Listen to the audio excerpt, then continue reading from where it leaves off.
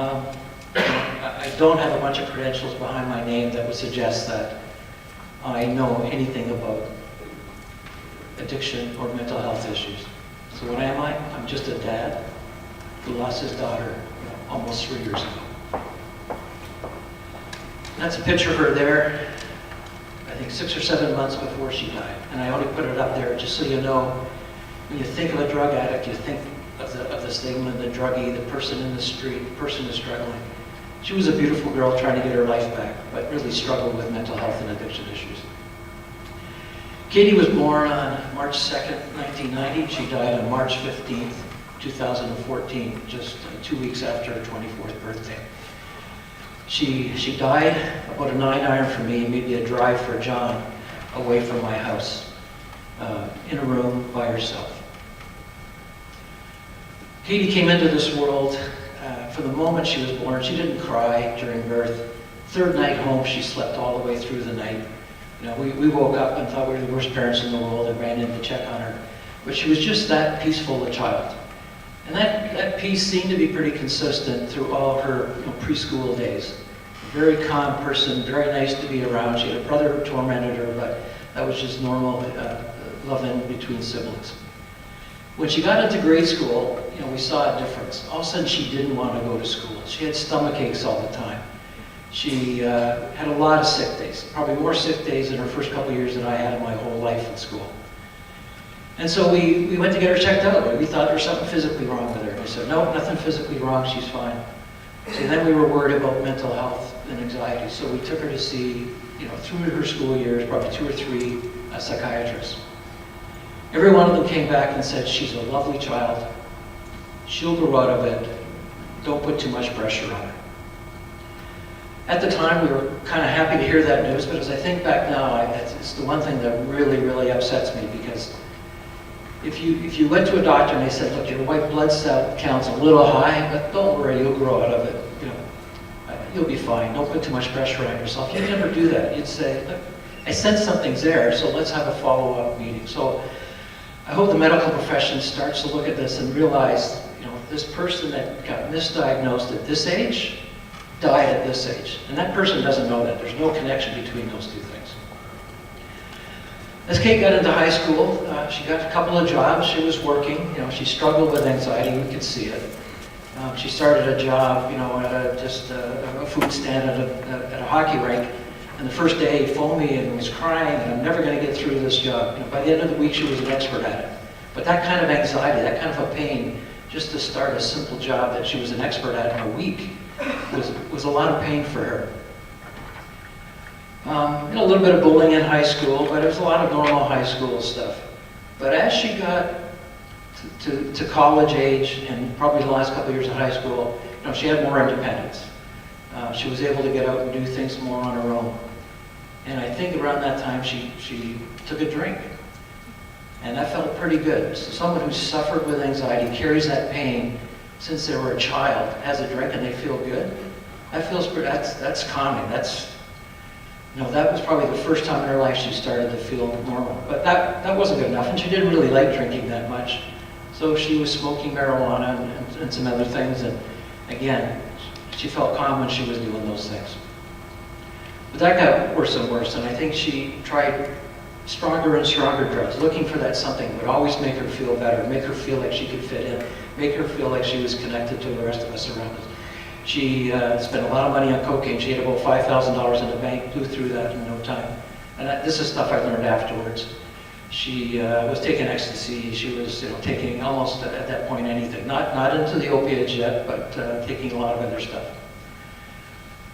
Around that time, things in our personal life, they call this a family disease, so things in all our lives started to change. We had police coming to our house. I had my car stolen. I figured cars get stolen, no big deal. They come back, and they were asking me to look at pictures from the bank robbery where my car was used in Paris, Ontario, of a person from her crowd, a boy that was in her group. They were also there because there was an armed robbery in Burlington or Oakville on Lakeshore, where one of the guys had cold-cocked one of the owners of this convenience store and robbed him. And they were asking me if that was her current boyfriend in the pictures. And I'm like, well, He didn't seem like that kind of boy, and I couldn't identify him. December 23rd, 2012, that boyfriend that we were trying to identify in the picture tried to commit suicide. And I had the police at my door again. Like, I've never even had a ticket in my life, so seeing police is very comfortable for me. And I didn't know anything about where he was, but my first concern was my daughter wasn't home, and I thought maybe he's with her, and maybe they're both trying to commit suicide. So there I was, racing around the city, phoning all their friends, and until eventually I found my daughter. And with her help, we were able to locate this boy. We tricked him into picking him up and taking him behind a Swiss chalet so that the police would meet us there. And at that time, the police took him into custody, but to take him for some mental evaluation. As he screamed at me what a rat I was. But the thing I remember about that moment is after he was gone, one of the policemen went over, excuse me, opened up the trunk of his car, and there was a hose and duct tape. So he was putting it through the window of his car and into the exhaust. He would have done it, but somebody stopped him and called 911. And I just sat there and I bawled my eyes out. It was unbelievable to see that somebody, and maybe he had some problems, but to see someone like that young with so much future take their own life, want to take their own life. Shortly after that, my daughter's anxiety got worse. I think that event certainly didn't help. She felt guilty because I think they were in the middle of breaking up. So then she was at a party. She was particularly anxious. And this is stuff she told me later. And someone offered her Oxycontin. She said, if you're anxious and those other things aren't working, try this. It's great. That was in February. Things got terribly worse after that. She came to us in July asking for our help, which honestly was relieving because we didn't know what to do. We didn't know where to turn. We tried looking at resources, but we were struggling. So in July, I tried getting her into a rehab locally. Talked to Homewood. They said, no, 18 months to get in. Talked to a few others. No, she's got to be clean for a week. I don't know how you get clean when the reason you want to go there is to get clean, but you got to be clean for a week before we'll even consider you. So eventually, through some friends, we found a place in Bowen Island in British Columbia. It was $1,000 a day, but we would have done anything to try and save our daughter at that point. Getting her out to the rehab was terrible. We actually flew out on Christmas Day, in 2013. Getting her there was awful. I had to pull her out of the washroom at Toronto Airport. She was taking something to calm her down. Eventually got her on the plane and she fell asleep right away. But she was so bent over, kind of coupled over, that I couldn't tell if she was even breathing. I kept feeling for her pulse, to be honest with you. So eventually what I did is I put my arm up and I held her back for 75 minutes as they de-iced the plane, because there was a bit of an ice storm that Christmas in the Toronto area. Eventually the plane took off, and in the elevation of the plane allowed me to take my arm away, which was now totally numb. Anyways, it was a struggle getting her to the ferry to go to Bowen Island. And Bowen Island's a beautiful place if you've ever been there. But when the ferry finally pulled away, and I turned, I took a picture of the wake of the boat, and again I just cried. I thought, finally, we're safe. Rehab went well for a while. I actually moved to Vancouver because I had great education sessions on weekends. I learned more about addiction than I had in the previous year and a half when we knew she was struggling. And I think for a few weeks there, my wife came out once. We had our daughter back. It was Katy. She was sweet. She was nice. And my son came out. We had a lunch together. It was really nice. The following week I get there and things had changed. It was like the inmates were running the asylum. They didn't like the 12 steps. They didn't like mentioning God in those 12 steps. This wasn't for them, and they were quite angry. There was a bunch of them. It was kind of strange. I talked to a couple of the other parents, and they noticed the same thing. Anyways, the next week, she got kicked out shortly after that because she was spending too much time with boys. Now, I knew there was a bunch of people having sex there. It was a co-ed place. They didn't want them having sex. And they essentially kicked her out for having sex, but she was the only one who got kicked out. And I'm all for following rules. I'm actually an accountant. I'm very rule-driven. But why would you kick an addict out for spending too much time with boys? It absolutely made no sense to me. Got her into another rehab, a women's rehab in Richmond Hill. There was a lot of stress getting there. She wanted me to take her home. I said no, so you draw your line on the sand and you hope it works. And she was in there for quite a while, and then she got out, and she was going to stay with me for a couple of weeks, and then we were going to come back to Hamilton. I had a plane ticket booked, so we had planned 40 days roughly, and then we would come back home. She disappeared on me. I couldn't find her for days. Finally tricked her into going to see a counselor that I had been seeing and that she'd seen, and he talked to her, and he's like, Katy, you have an illness, you're struggling, you can see it.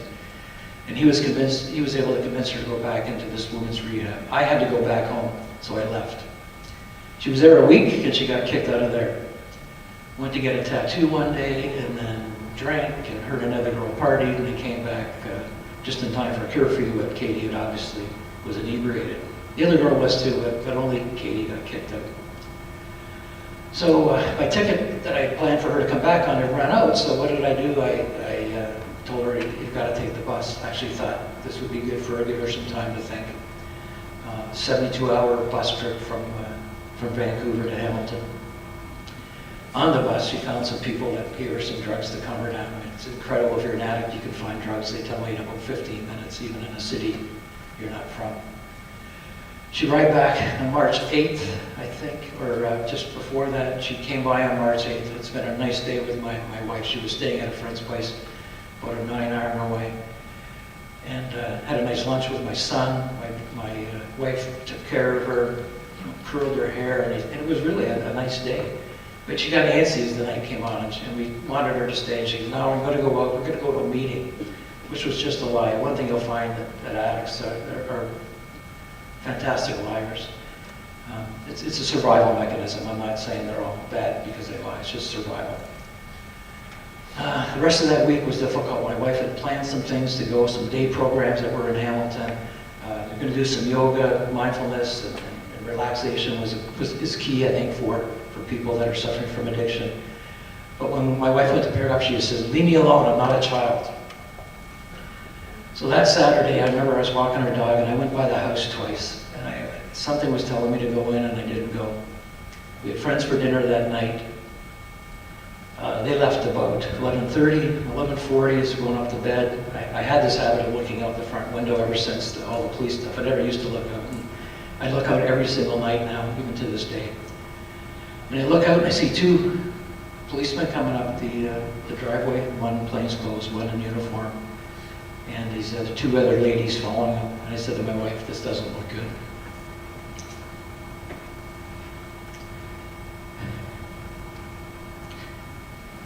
They came to the door and told us that Katy had died earlier that evening. And at that point they didn't know why, but it turns out it was from an overdose. You know, when you've been in rehab and off drugs, and then you go back and you think you can take what you took before, and it was a mix of things. It wasn't just that. It was, I think, we'd call it a dangerous concoction of stuff. She overdosed and died. You know, the worst days of her life. So, I'm not here to tell a sad story. I love and honor my daughter. My wife and I love and honor her every day. But what did we learn from this? And aside from all the medical stuff you can do, and there's a lot of it, and there's a lot of opinions, and it's a very complex issue. But as a society, what I've learned the most is kindness and compassion. You know, I've posted some things on Facebook, and someone will come back and say, that's not true. Drug addicts, they had a choice. They took the drug. One guy called it natural selection to get rid of people off this earth. That's not what works. Love and compassion. Be a compassionate society. My wife and I do work with two groups. One's Resiliency for Recovery. It's a youth group in Oakville. That's all they do. They support and love. And their success rate of kids that enter that program, kids that are between 16 and 29, it's very high. Kids have got their lives back, going back to school, high school, universities, getting their degrees. The other one is Wayside House in Hamilton, and this guy is incredible. He's devoted his life to this. It's a men's house. They've got 23 men in there. Well, it's supposed to have 23. He's probably got 30. And again, he would never kick anybody out. You know, if you're an addict, yeah, you're going to relapse, but you will also get better if you continue with the program. Love the addict. Hate the addiction. That's a term I like to use. In a TED Talk titled, Everything You Know About Addiction is Wrong, British journalist Johann Hari discusses the available research in the underlying cause of addiction and concludes that the opposite of addiction is not sobriety, it's connectivity. Addiction is not about the pleasurable effects of substances, it's about the user's inability to connect in healthy ways with other human beings. You know, Tom Wilson, the artist, the award-winning artist who's going to be talking here tomorrow, I was reading an article about him, and he was telling in this article, the first thing he said about getting sober, the first thing he said was, I felt attached. The opposite of connection, of addiction, is connection. Writer for Sober Nation named Nadia Sheik very recently wrote an article titled One City, 2 Days, 78 Overdoses. As a recovery community, we can stand together. Eradicating heroin may not be possible immediately, but we can spread knowledge in the hope that people will take caution. Let us take this danger seriously and have empathy for those who are struggling. Reach out a helping hand to those who need it. Spread hope where there might feel hopelessness. Now, my advice to any of you here, and I said this at my daughter's eulogy, if you know anyone you think is suffering, a child, an adult, anybody, reach out. They want to get better. They just feel like they got to be in their own world so they don't hurt anybody else. Reach out, talk to them, show kindness and compassion. It'll go a long ways to their getting back on track and getting a life back.